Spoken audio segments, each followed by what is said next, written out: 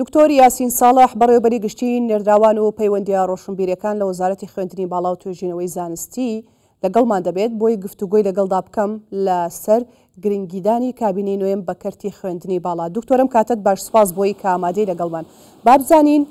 کردنەوەی ئەم ناوەندە جۆرا و جۆرانەی خوێندن لە هەرێمی کوردستان گرنگیەکەی چییە؟ بەڵێ ئارەتان باش، ئارەی بینەرانی خۆشەویستی کوردستان 24 باش. لە ڕاستیا گرنگیەکی گەورەی هەیە لە کابینەی حکوومەتی هەرێمی کوردستان. ناتوان بڵم بە شوێکی گشتی کاری زۆرە کرێ لەسەر ئەو کێشانەی کە پێشتر هەبوون بۆی چارەسەر بکەین. یەکێک لەو کێشانە ئەوەیە کە کواڵیتی خوێندن بەرەو ئاستێکی باشتر ببرێ و ئەمەش ژمارەیەکی زۆری قوتابیان دەچون بۆ دەرەوە بۆی لە ڕووی کوالیتیوە خوێندنێکی ئازبەز بخن. هاتنی ئەم زانکۆیە و کردنەوەی ئەم جۆرە زوانکانە لە هەرێمی کوردستانەوە دەکات کە قوتابیەکانی هەرێمی کوردستان لەم زانکۆیانە بخوێن کە ئاستێکی بەرزی نێودەوڵەتیان هەیە، ڕاستەوخۆ پەیوەندیان لەگەڵ زانکۆ بەناوبانگەکانی دنیای وەکو بەریتانیا و وەکو ئەمریکا هەیە. بۆیە ئەمە دەرفەتێکی گەورەیە بۆ ئەوەی قوتابیانی کوردستان لە بری ئەوەی کە بچنە دەرەوە لەم زانکۆیانە بخوێن و ئەمە دەرفەتێکە بۆ ئەوەی کە قوتابیان سەرمایەی ناوخۆ نەبەنە دەرەوە، لە بری ئەوەی بچن توانا و سەرمایەکانی کوردستان بەنە دەرەوە لە ناو کوردستانە هەمان کواڵیتی خوێندن و هەمان ئاستی زانستی بەدەست بێن. بۆیە ئەمە گەورەیەکی باش ئەبەخشێ بە ئاستی زانستی لە هەرێمی کوردستانە و دەرفەتێکی باش بە قوتابیانی هەرێمی کوردستان ئەبەخشێ بۆ ئەوەی لە کوردستانە درێژە بە خوێندنێکی ئازبەز بدەن. دکتۆر باسی سەرمایی نێوخۆیت کرد، با منیش بپرسم ئەوەی کە گرنگە بۆ ناوخۆی هەرێمی کوردستان کەلتورە، زانستە، ئابووریە. ئایا ئەمانە چ کاریگەرێکیان لەسەر ئەم سێ سێکتەرە بێت بۆ هەرێمی کوردستان؟ مەبەستم ناوەندەکانی خوێندنە کە ڕوو لە زیادبوون دەکەن. بەڵێ کاریگەرێکی زۆر گەوریان هەیە. ئەگەر تەماشا بکەی لە هەموو ئەو شارانەی کە زانکۆی تێدایە وردەوە لە کاریگەری کردووە لەسەر ئاسی زانستی و لەسەر ئاسی ڕۆشنبیری و کولتوری خەڵک. زانکۆ گۆڕانکاری دروستەکە، گۆڕانکاری بنەڕەتی دروستەکە لە کولتوری خەڵکە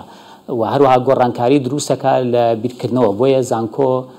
ئەکرێ بڵێن ناوەندی بیرکردنەوەیە، بۆیە وەکو تینتانکە ناوەندێکە کەوالێکە کە خەڵک بیرکاتەوە بۆی کێشەکانی چارەسەرکە بە شێوەیەکی ئەکادمی. گرنگی زانکۆ ئەوەیە کە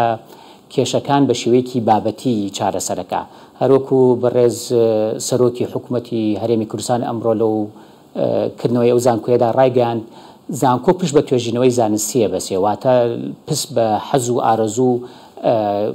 حەزی شخصی نابەخسێ، پشتە بەسێ بە بنەمای داتا و بە بنەمای ئەکادیمی پشتە بەسێ. بۆیە لە هەر شوێنێ زانکۆ هەبێ بە دڵنیایی کاریگەری گەوری هەیە لەسەر ئەو ناوچەیە و کاریگەری هەیە لەسەرەوەی کە خەڵک بە شێوەیەکی باشتر بیرکاتەوە و بە شێوەیەک بیرکاتەوە کە بە ئینگلیزی پێ دەڵێن کریتیکال تینکین، یاتە ڕاستەوخۆ شتێک وەرنەگرێ بەڵکو بە بیرکردنەوە وەری بگرێ.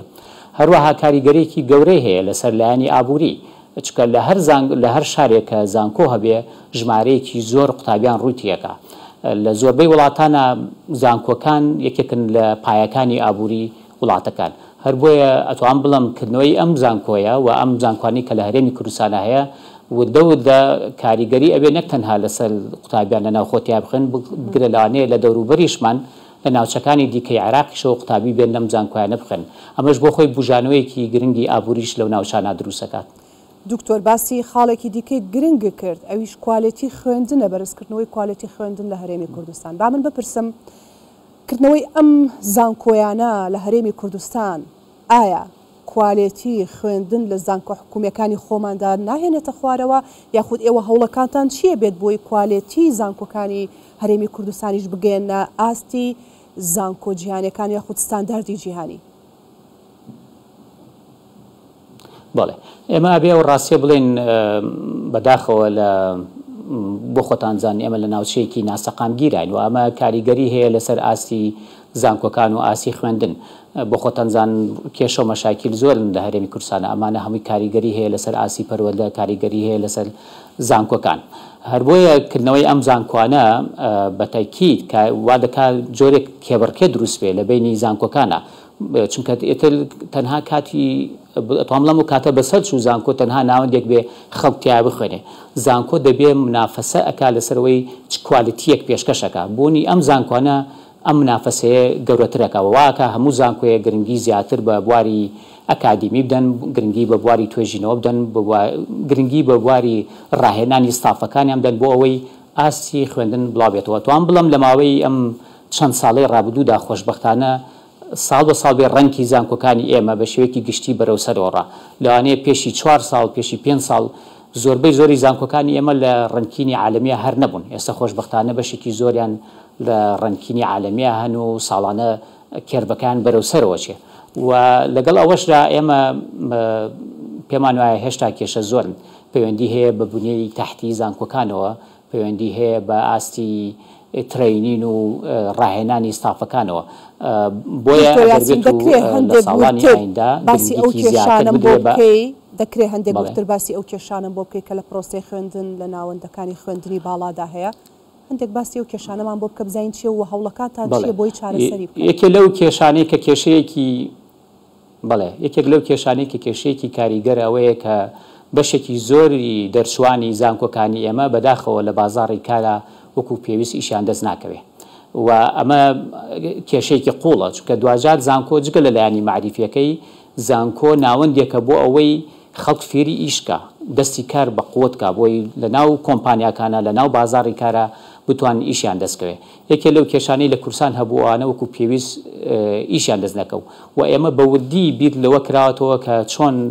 بۆ خۆتانزان ئەمە بە ساڵێک نابێ ئەمە پێویستی بە بەرنامە و ئێمە ئیشی لەسەرەکەین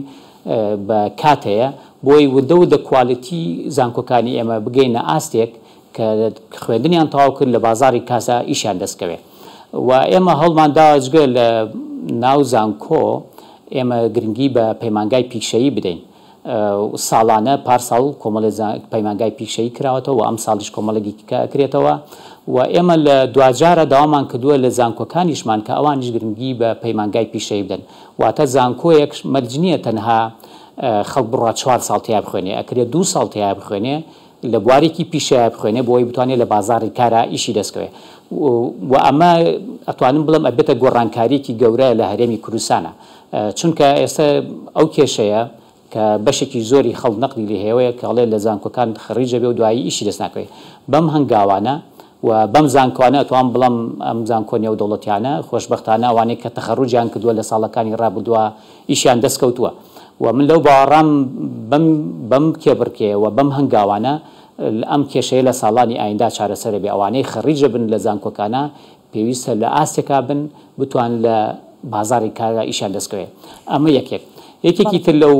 ئینانە ئەو زانک ئێمە ئێستا لە کوردستانە بۆ خۆتان زانن کوردستان کرانەوەیکی گەورەی بەخۆ بینیەوە ژمارەیەکی زۆری کۆمپانیای نێودەوڵەتی بواری ئابووری و بازرگانی نێودەوڵەتی لە کوردستانە ئیشەکەن ئەوانە پێویستیان بە جۆری تازەی ئیشکردنە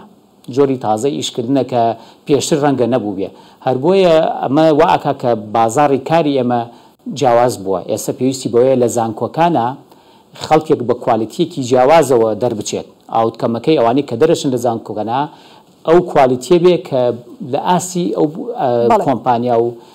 بوارە بازرگانی نێودەوڵەتانە بێ کە لە کوردستانە ئیشەکەن بەڵێ بەڕێز دکتۆر یاسین ساڵح بەڕێوە بەرێگشتی نێردراوان و پەیوەندی ڕۆشنبیرەکان لە وەزارەتی خوێندنی باڵا و توێژینەوەی زانستی سوپاس بۆ بەشداریت